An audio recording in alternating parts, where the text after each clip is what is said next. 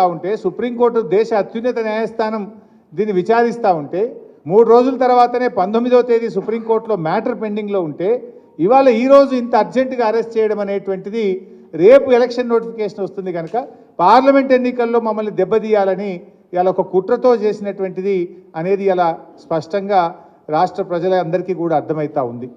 అంటే ఇలా ఒక ఎమర్జెన్సీని మించిన పరిస్థితి, ఒక దౌర్జన్యపూర్వకంగా ఇవాళ కవిత గారి అరెస్ట్ జరిగింది. ఇది గతంలో కూడా జరిగింది, మీరు అందరు చూస్తున్నారు.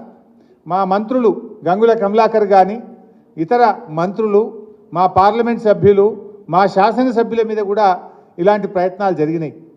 అటు ఈడీ కేసులు, ఇటు రాష్ట్ర ప్రభుత్వ అక్రమ కేసులు, ఇలా అనేక రకాల మా పార్టీ నాయకుల మీద కూడా కుట్ర జరిగింది. ఒకవైపు మా ఎమ్మెల్యేలను కొనుగోలు చేసే ప్రయత్నం కూడా ఇదే బీజేపీ నాయకులు చేసిన విషయం కూడా మనందరికీ తెలుసు.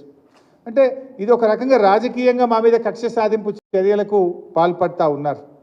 ఎందుకంటే ఇదంతా కూడా ఒక కక్షతో చేస్తున్నటువంటిదే తప్ప ఇంకోటేం కాదు. ఈ అప్రజాస్వామిక చర్యలకు నిరసనగా ఈరోజు కవిత గారి అరెస్టుకు నిరసనగా రాష్ట్ర వ్యాప్తంగా కూడా రేపు అన్ని నియోజకవర్గ కేంద్రాల్లో పెద్ద ఎత్తున నిరసన కార్యక్రమాలు చేయాలని చెప్పి పార్టీ పిలుపునిస్తూ ఉంది. ఎందుకంటే ఈరోజు ఈ అరెస్ట్ అనేది కేవలం రాజకీయంగా ప్రేరేపితమైంది. 1 సంవత్సరంన్నర కింద కవిత గారిని విట్నెస్ కింద నోటీస్ ఇచ్చారు.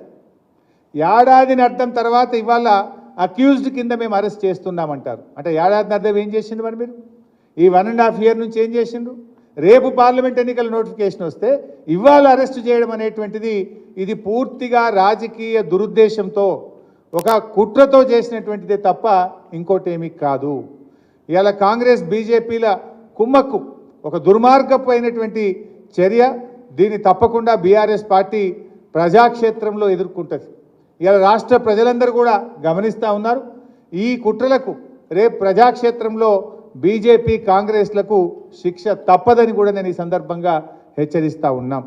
ఎందుకంటే ఇవాళ ఇంత అత్యున్నత న్యాయస్థానం ముందు కేసు పెండింగ్లో ఉండగా ఉదయమేమో సెర్చ్ అన్నారు, సాయంత్రం ఏమో అరెస్ట్ అంటారు. అంటే ఇవన్నీ కూడా ఏంటంటే ముందే ప్లాన్ చేసుకొని వచ్చిండ్రు. వాళ్ళు ఫ్లైట్ టికెట్లు కూడా బుక్ చేసినారు.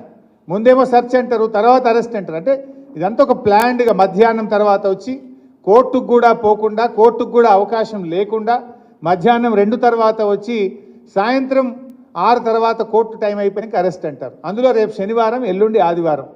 ఇదంతా ఒక రాజకీయ దురుద్దేశంతో రేపు ఎలక్షన్ నోటిఫికేషన్ వస్తే ఇవాళ మా పార్టీ క్యాడర్ను, మా నాయకుడిని డిమోరలైజ్ చేసే ఉద్దేశంతో ఒక పథకం ప్రకారంగా చేస్తూ ఉన్నారు. బట్ ఎవరు ఎన్ని చేసినా పోరాటాలు మాకు కొత్త కాదు. ఈ అక్రమ కేసులు, నిర్బంధాలు మాకు కొత్త కాదు. మా పార్టీ పుట్టిందే ఉద్యమాల్లో. తప్పకుండా ఉద్యమిస్తాం, ప్రజాక్షేత్రంలో ఉద్యమిస్తాం, ఈ అక్రమ అరెస్టులకు నిరసనగా ఉద్యమిస్తాం. అదేవిధంగా న్యాయపరంగా కూడా తప్పకుండా పోరాడతాం. న్యాయ వ్యవస్థ మీద మాకు సంపూర్ణమైన విశ్వాసం కూడా ఉంది. రేపు అన్ని నియోజకవర్గ కేంద్రాల్లో కూడా ఎక్కడికక్కడ బీఆర్ఎస్ శ్రేణులు ఈ అక్రమ అరెస్టుకు నిరసనగా పెద్ద ఎత్తున కార్యక్రమాలు చేయాలని చెప్పి కూడా ఈరోజు పార్టీ పిలుపునిస్తూ ఉంది.